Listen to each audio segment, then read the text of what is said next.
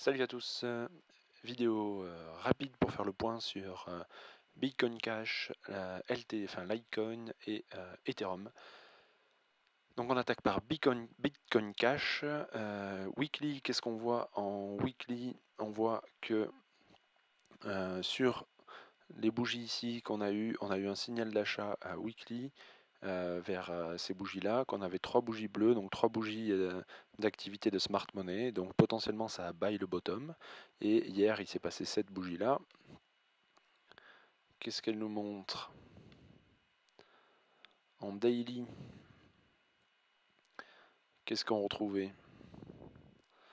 Hop. On retrouve que sur l'activité d'hier, il y a eu beaucoup d'activités de smart money, qui est probablement une prise de profit de ce qu'ils avaient acheté en bas. Et surtout, on retrouve cette pattern potentielle de range activé qui pour l'instant est valide. On a le petit point noir en haut. Les targets du range sont donnés. C'est les deux petites croix grises ici et les petites croix grises en haut. Si je trace, ce que j'ai déjà fait, les niveaux clés et mon range, ça me donne ça. Ça me donne que on a enfoncé la première zone clé, on est venu traverser la deuxième zone clé en faisant une mèche, et à l'heure actuelle, on est en train de descendre. C'est-à-dire qu'on serait allé toucher le haut d'un range potentiel, avec pour l'instant l'échec de franchissement. On voit qu'on a fait une magnifique étoile du soir ici. Et là, on est un peu suspendu. Donc, il y a plusieurs attitudes à avoir qui dépendent de votre conviction sur ce coin, qui pour moi est un shitcoin, mais bon. Si on pense qu'on va s'affranchir du range et que ça c'était juste le départ d'une éventuelle hausse plus prolongée, il va falloir essayer de racheter. Donc on a les niveaux clés qui sont mis. Moi clairement je rachète jamais sur cette zone-là, hein. On vient de prendre 40%, moi je rachète pas ici. Je veux dire, si on rebondit là et qu'on repart to the moon, tant pis, je reste hors de ce coin-là. Ce sera pas grave. Racheter ici, ça équivaut à acheter un sommet, hein. D'accord. Là, clairement, pour moi, stratégiquement, il n'y a aucun achat à faire ici. Par contre, ici, on a cette zone clé ici qu'on a complètement traversée. Ok, celle-là, on l'a complètement dégommée, donc il y a des fortes chances quand même qu'on revienne la tester. Et vous voyez, cette zone clé, elle est définie par plusieurs niveaux clés, déterminés par l'indicateur, et cette zone-là, ça correspond probablement aux 50% de retracement au Fibo, si je l'ai mis en noir, en rouge. Donc ça peut être une zone de convergence. La deuxième zone de convergence, c'est celle-là. Ça, c'était une zone clé identifiée par l'algorithme, qui est également le 62% de retracement au Fibo. Donc, c'est deux zones intéressantes où on va pouvoir chercher des achats. Comment je vais m'y prendre pour chercher des achats? Je vais regarder en 1 heure ou 30 minutes si on retrouve des signaux. Ok, clairement ce niveau-là ne m'intéresse pas. Ce niveau-là va commencer à m'intéresser, sachant que si j'achète ici, je mets un stop loss sous la mèche là d'ici. Ok, donc il sera 507 sur Bitfinex. Et si je me fais enfoncer là, c'est pas grave, je rachèterai ici. D'accord? Clairement, acheter là, moi ça me semble pas raisonnable. Si on go to the moon, tant pis. Voilà, il ne faut pas courir après les prix. Il faut acheter bas et vendre haut et pas acheter une fois qu'on est monté. Ça, c'est pas grave, il ne faut pas avoir de regrets. Donc attention à l'alerte daily de potentiel range créé. Et on voit que le milieu du range il est situé dans cette zone-là, donc qui est pile à l'intermédiaire des deux zones potentielles du retracement. Ce qui nous donne donc du coup une zone de convergence pour chercher des achats ici. Encore une fois, ce n'est pas des prédictions, c'est juste des probabilités. Litecoin. Donc, est-ce qu'on est boule? Alors, le Bitcoin Cash a montré qu'il était quand même capable de casser deux zones clés, dont une grosse ici. C'est très bien. Maintenant, il faut qu'il la tienne en tant que support. S'il la tienne en tant que support et qu'on repart et en cassant le haut du range, vous pouvez éventuellement acheter sur breakout. Sachant que quand vous allez faire ça, il va falloir surveiller de très très près le RSI. Si on crée une grosse divergence durant la montée et qu'on commence à caler à un moment, il faudra sortir. Le risque, c'est de créer un espèce de faux double top. Alors, ce ne sera pas un vrai double top, mais une espèce de faux double top qui revient toucher le haut du range ici, qui nous donnerait du coup, en 4 heures, une image de ce style.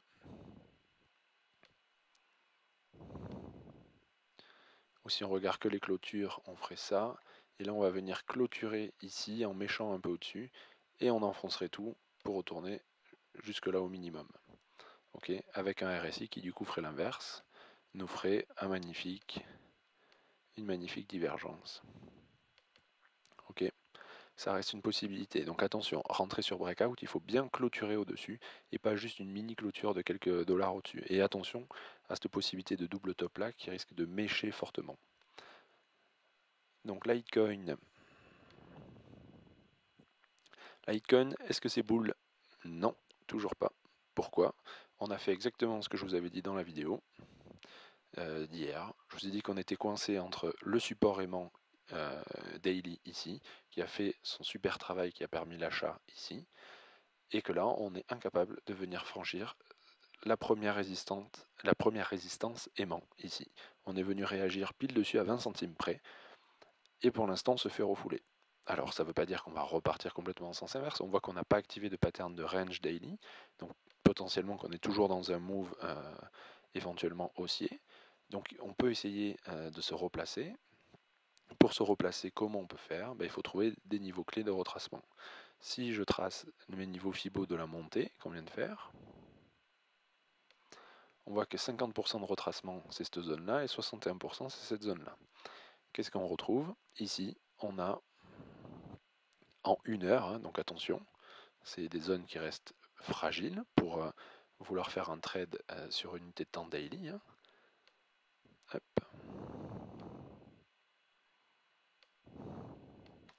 Ici, on a un petit niveau clé, et ici, on a un petit niveau clé, et qui correspond à peu près aux 50 et 60% de retracement, voire aux 65% de retracement. Là, on voit qu'on est en train clairement de marquer ce niveau ici. On a une activité de smart money sur ce support-là. Ça, cette descente en 3 vagues ici, elle est relativement intéressante. Car si on l'analyse un peu plus en détail, elle est intéressante parce qu'on a fait effectivement 3 vagues, mais qu'on n'a pas atteint l'égalité de jambes entre les deux phases de baisse. C'est tout à fait possible de s'arrêter à 78% de retracement. La confluence amène au moins à l'égalité de jambes, qui est plutôt ce support ici. D'accord, voilà, vous l'avez en live, on est en train probablement d'enfoncer ce support. D'accord, donc la zone de rachat potentielle, elle est ici. Le problème, c'est que si vous rachetez ici, c'est placer votre stop. Donc vous pouvez jouer, à mon avis, passer dans des unités de temps plus petites, attendre qu'on arrive sur cette zone support et espérer trouver un de vos signaux d'achat. Moi, je vais chercher une pattern qui s'active ici, ou le triptyque divergence sur niveau clé avec signal d'achat sous la forme d'un cycle bull sine wave. Ok. Donc moi, ce que j'espère jouer, sachant que moi j'ai rien TP ici, hein, je vise beaucoup plus haut sur Litecoin, mais c'est des achats long terme que j'ai fait, donc je ne fais pas de day trade, donc je m'en fous un peu de ce qui se passe actuellement. Voilà, on pourrait essayer de jouer quelque chose comme ça, qu'on stagne un peu et puis qu'on reparte. Et là, si on revient au contact de celle-là, il y a quand même de fortes chances que cette fois, ça passe. Ok, par contre, il ne faut pas insister. Hein. Si on vient et qu'on enfonce, eh bien, il faut sortir.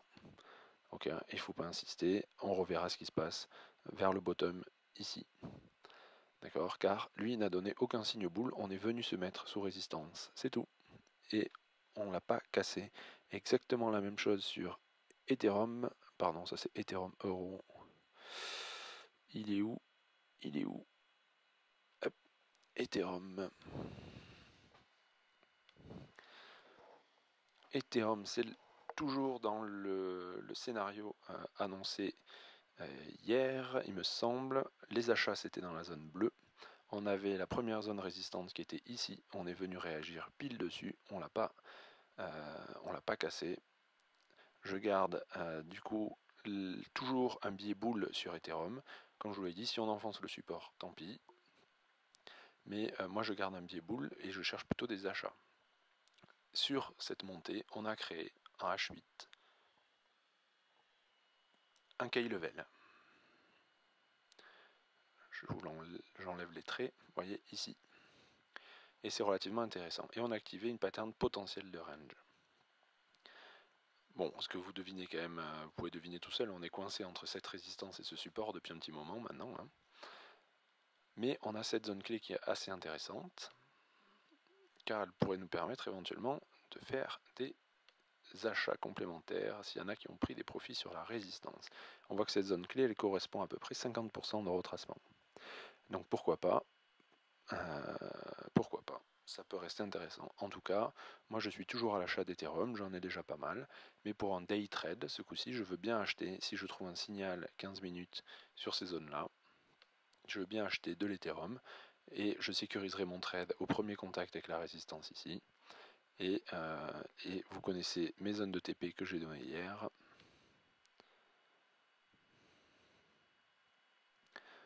Je reste assez bull dans l'ensemble. Ma première zone de TP après, c'est début 285, 298. Voilà, moi j'estime que ETH, Ethereum, il doit casser tout ça, venir se stabiliser au moins ici dans un premier temps.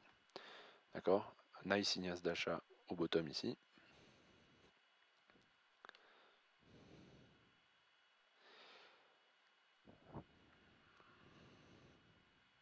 Avec un joli signal exit. Pareil, sur le bottom, qui a réagi pile sur le niveau clé. Voilà, il n'y a pas de secret. Donc à l'heure actuelle, est-ce que c'est bull docteur? Eh ben non, c'est pas bull, à part Bitcoin Cash, le shitcoin, qui est venu donner des espoirs avec son plus 40%. Il est à surveiller pour savoir s'il casse le haut du range ou si il retrace profondément. Il faut faire très attention et ne pas acheter des sommets. Il faut acheter bas et vendre haut. Si on a raté l'achat en bas, on laisse filer. D'accord? On ne court pas après le prix. Et les autres sont à surveiller pour essayer de racheter sur retracement si vous avez un biais bull. Si vous aviez un biais vendeur, ben vous aviez trouvé ici vos zones de short, qui était la première zone résistance quand on a mâché dessous.